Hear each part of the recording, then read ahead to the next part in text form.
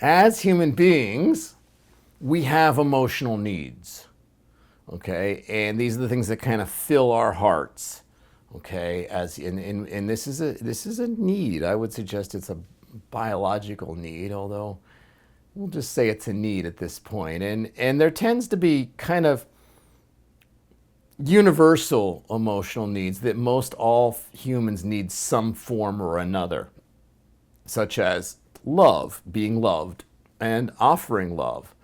And another big one is belonging or being part of something seems to be an emotional need.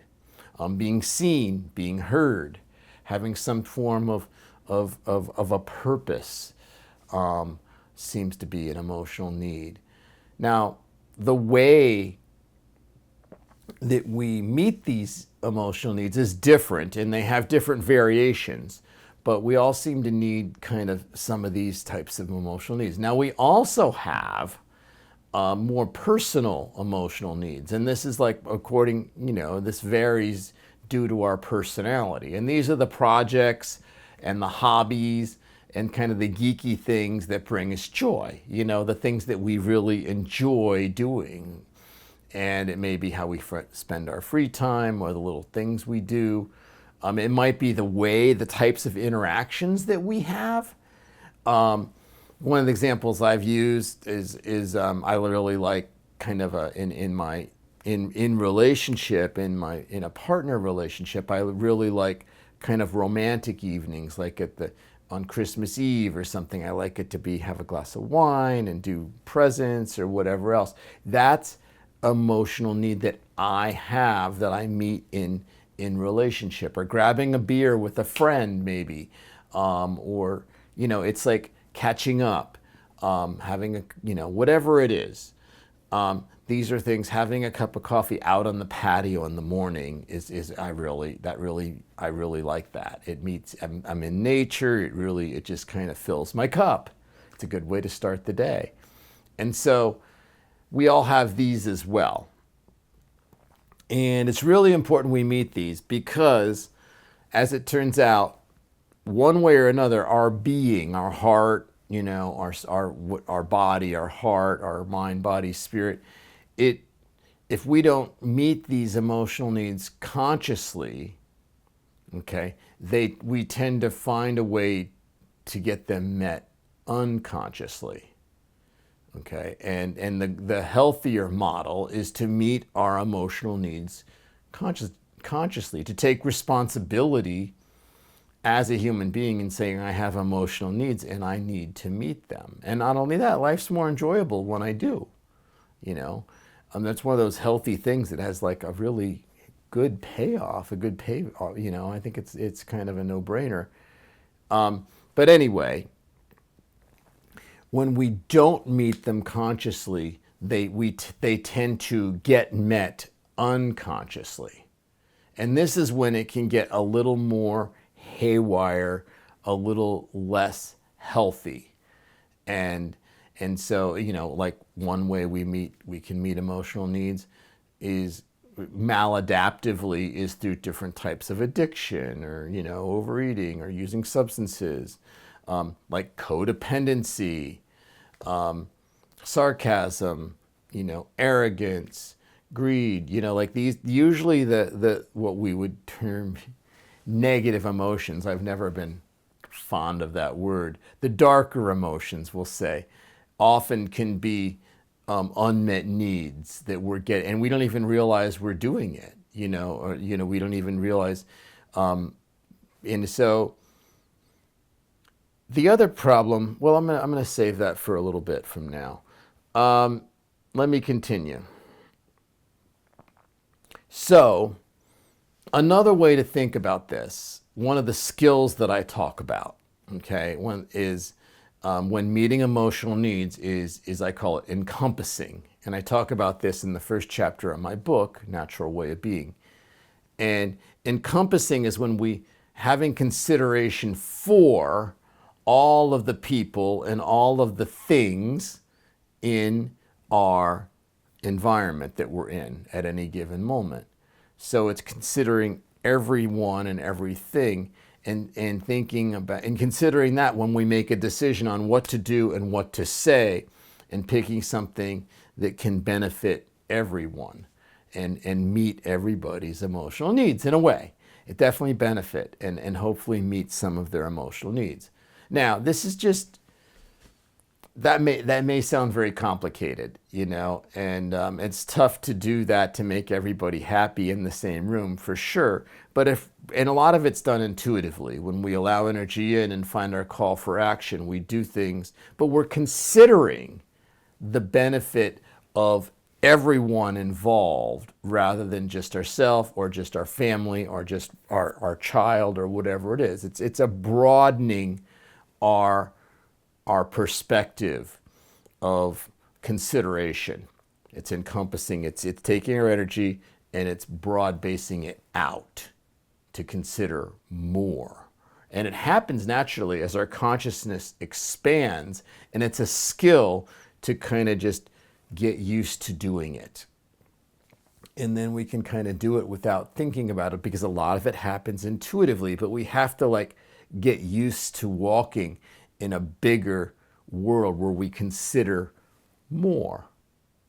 Okay, so when I do sessions and sharing circles and ceremonies and retreats, we often work with this because it kind of goes along with people that are growing and expanding their consciousness. And so, and being more human and meeting their emotional needs. So, I'll do it this way. So, guess what the biggest challenge for the people I work with when they're encompassing. Who do you think they neglect the most when they're learning to encompass? Okay, it is themselves. They forget to consider their emotional needs, especially when it comes to emotional needs. They forget to consider their emotional needs. And it can become a problem because if they don't meet their emotional needs, they're going to start meeting them unconsciously. So the other way I talk about it in my book is I talk about adding yourself into the mix. So adding your emotional needs into the mix when you're considering everybody else. So you're considering everybody, but you are one of the human beings. You are one of the beings that are in there to be considered. So don't forget to include what brings you joy. And this is probably easiest to see with parents, because parents are kind of these, they're often just doing this amazing job attending to the needs of their children, and so, but often to do that, there may not be a lot left to consider what they need emotionally, not only that. So it's situational. When we get really busy or we work a lot or we have we forget, not just with parents, with anybody that gets really busy and we spread ourselves pretty thin, the thing that we cut is the things that we want to do and bring us joy. And that ends up being unfortunate when we're adding ourselves into the mix. So it was an example I was going to give. I think the example I use in my book is if we're going on a trip, okay, a family vacation.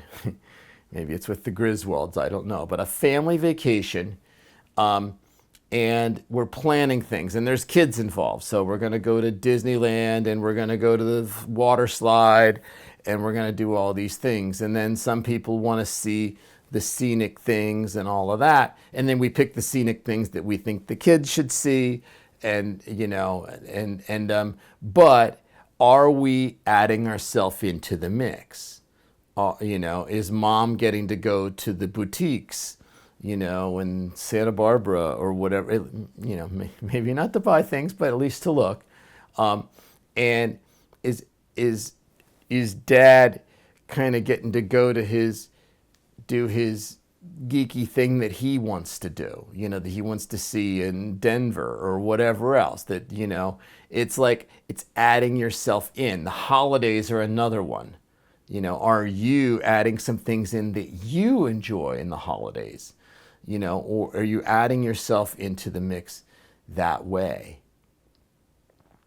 And the last thing I want to say about this is one of those counterintuitive things.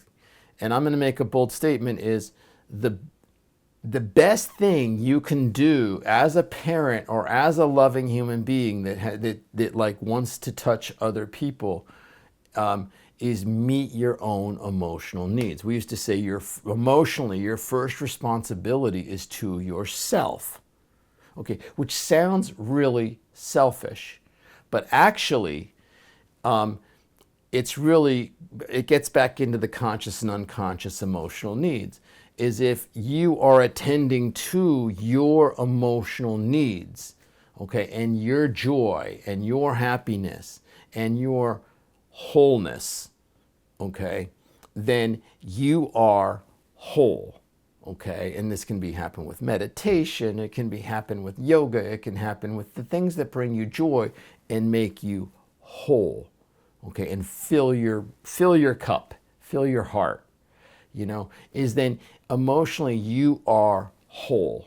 So then when you interact with your children, you don't need anything from them. You can just give to them.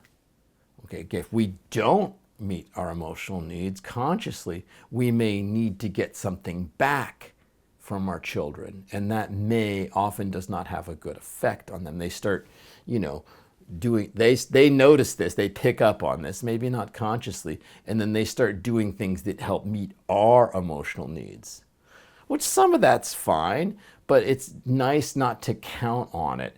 It's nice that we're meeting our emotional needs and we're taking care. And so then when we're with our children or with our clients or with our coworkers, we're not needing anything from them. We're already whole.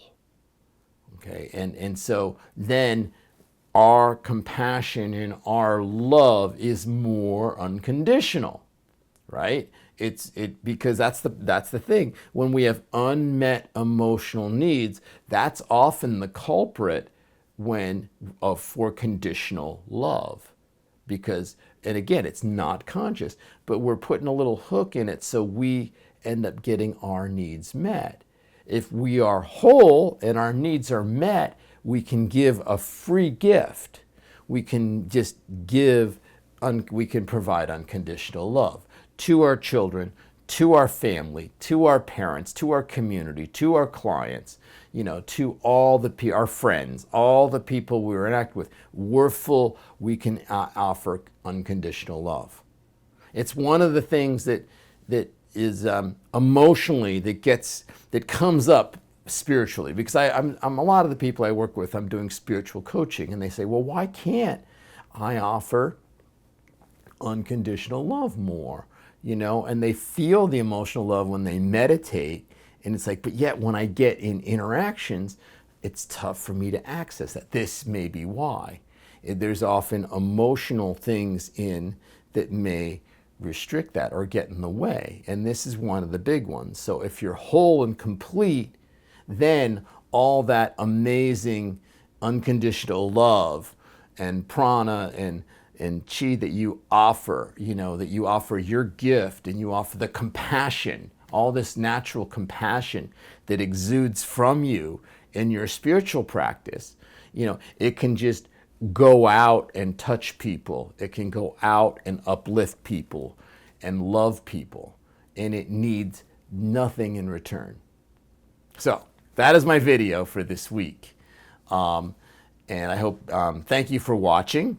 I hope you're enjoying your summer and staying cool. It's been a toasty one, but a good one in my opinion.